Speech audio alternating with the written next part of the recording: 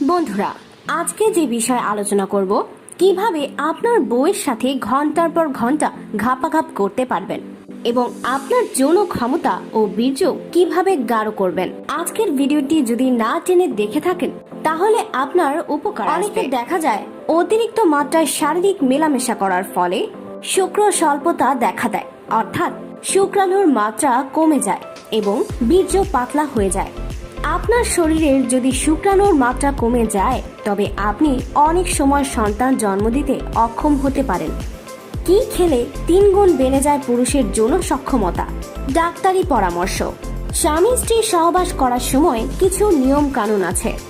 বিশ্ব স্বাস্থ্য সংস্থার তথ্য মতে প্রতি মিলিলিটার শুক্রাণুতে 20 মিলিয়নের কম স্পার্ম থাকলে যে কোনো পুরুষ অনুর্বর হতে পারেন। বাজে খাদ্যাভ্যাস, ধূমপান, অ্যালকোহল, অনিয়ন্ত্রিত জীবন, ব্যায়ামে অনীহা প্রভৃতি কারণে দিন দিন অনুর্বরতা বাড়ছে। এক্ষেত্রে বিশেষ সহায়ক মশলা রসুন, কেননা সুস্থ বীর্য তৈরিতে রসুনের জুড়ি মেলা ভার। বীর্য বেশিক্ষণ ধরে রাখার উপায়। যৌন অক্ষমতার ক্ষেত্রে রসুন খুব ভালো ফল দিয়ে থাকে। রসুনকে গরিবের পেনিসিলিন বলা হয়, কারণ এটি অ্যান্টিসেপটিক হিসেবে কাজ করে আর এটি অতীব সহজলভ্য সবজি, যা আমরা প্রায় প্রতিনিয়ত খাদ্য হিসাবে গ্রহণ করে থাকি। আপনার যৌন ইচ্ছা ফিরে আনার ক্ষেত্রে এর ব্যবহার খুবই কার্যকরী। যে দিনটিতে নারীরা সবচেয়ে বেশি যৌন আকাঙ্ক্ষায় ভোগেন, কোনো রোগের কারণে বা দুর্ঘটনায় আপনার যৌন ইচ্ছা কমে গেলে এটি আপনাকে তা পুনরায় ফিরে পেতে সাহায্য করে।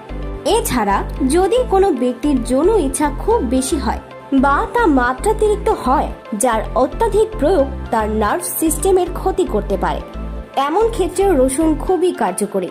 সেবন বিধি। প্রতিদিন নিয়ম করে কয়েক কোষ কাঁচা রসুন খেলে শরীরের যৌবন দীর্ঘস্থায়ী হয়। যারা পরন্ত যৌবনে চলে গিয়েছেন তারা প্রতিদিন 2 কোয়া রসুন খাঁটি গাওয়া ঘিয়ে ভেজে মাখন মাখিয়ে খেতে পারেন। তবে খাওয়ার শেষে একটু গরম পানি বা দুধ খাওয়া উচিত, এতে ভালো ফল পাবেন। যৌবন রক্ষার জন্য রসুন অন্যভাবেও খাওয়া যায়। কাঁচা আমলকির রস 2 বা 1 চা চামচ নিয়ে তার সঙ্গে 1 বা 2 কোয়া রসুন বাটা খাওয়া যায়। এতে স্ত্রী পুরুষ উভয়ের যৌবন দীর্ঘস্থায়ী হয়।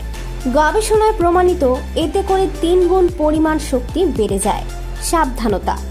যাদের শরীর থেকে রক্তপাত সহজে বন্ধ হয় না, অতিরিক্ত রসুন খাওয়া তাদের জন্য বিপজ্জনক, কারণ রসুন রক্তের জমাট বাঁধার ক্রিয়াকে বাধা প্রদান করে, ফলে রক্তপাত বন্ধ হতে অসুবিধা হতে পারে।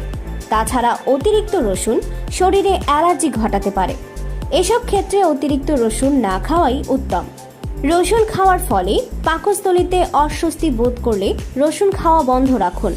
শিশুকে দুগ্ধ দানকারী মায়েদের রসুন না খাওয়াই ভালো, কারণ রসুন খাওয়ার ফলে তা মায়ের দুধের মাধ্যমে শিশুর পাকস্থলীতে ঢুকে শিশুর যন্ত্রণার কারণ ঘটাতে পারে। তাই আপনার সতর্কতাই আপনার সুস্থ থাকার কারণ হতে পারে। আজকের মতো বাই।